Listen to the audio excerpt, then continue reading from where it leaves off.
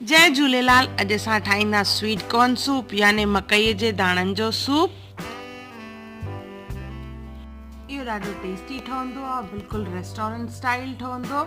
अचो त शुरू था कयूं पिया। इन जे लाइ कॉर्न खणंदासीं यानी मकई जा दाणा, उन्हनि खे चङी तरह धोई साफ़ कंदासीं और इनखे मिक्सर जार में विझंदासीं। पाणी विझी इन जी पेस्ट ठाहिणी आहे, त हिन में थोरो सो पाणी विझंदासीं असां। पेस्ट तैयार थी वई आहे।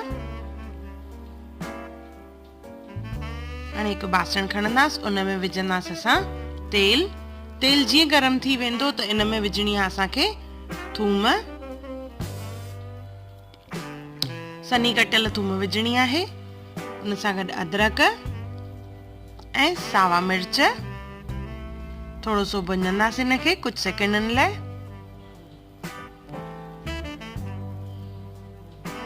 इन में शिमला मिर्च विझंदासीं असां, साओ, ॻाढ़ो ऐं पीलो। ये ॾिसण में बि सुठा लॻंदा आहिनि और खाइण में बि ॾाढी टेस्ट सुठी ईंदी आहे। मकई जा दाणा इन्हनि खे कुझु मिंटनि लाइ भुञींदासीं।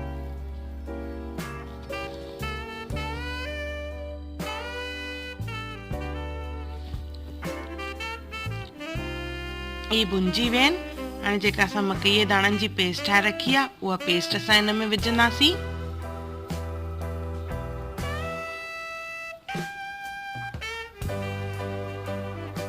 चङी तरह मिक्स करे इन में विझंदासीं असां हाणे लूणु,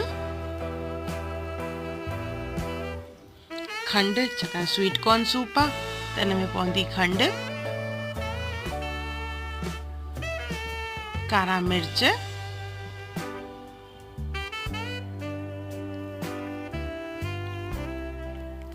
थोरो सो भुनी करे इन में विझंदासीं असां हाणे पाणी। 2 खां 3 गिलास इन में पाणी पवंदो। चङी तरह मिक्स करणो आहे, जीअं ॻोड़ा न हुजनि। इन में मिक्स करण खां पोइ असां इनखे चङी तरह बॉइल कंदासीं।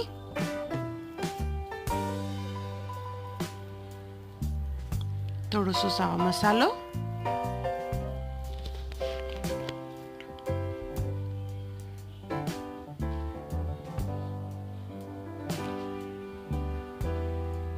कुछ देर बॉइल करण खां पोइ गैस सिम कंदासीं। हाणे हिन में विझणो आहे कॉर्नफ्लोर।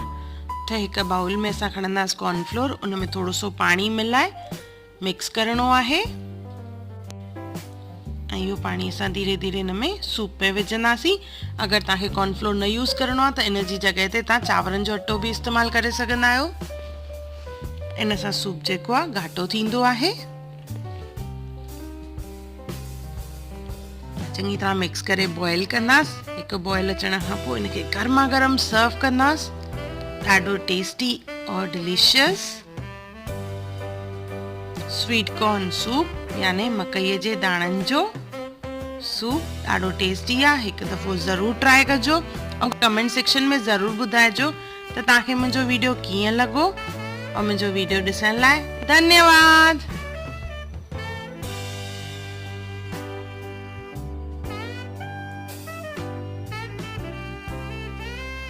मुंहिंजे चैनल हुनर मुस्कान का ते तव्हांखे हिंदीअ में, सिंधीअ में अगरि वीडियोस पसंदि अचनि था त उनखे लाइक कयो, शेयर कयो और सब्सक्राइब करणु न विसारिजो।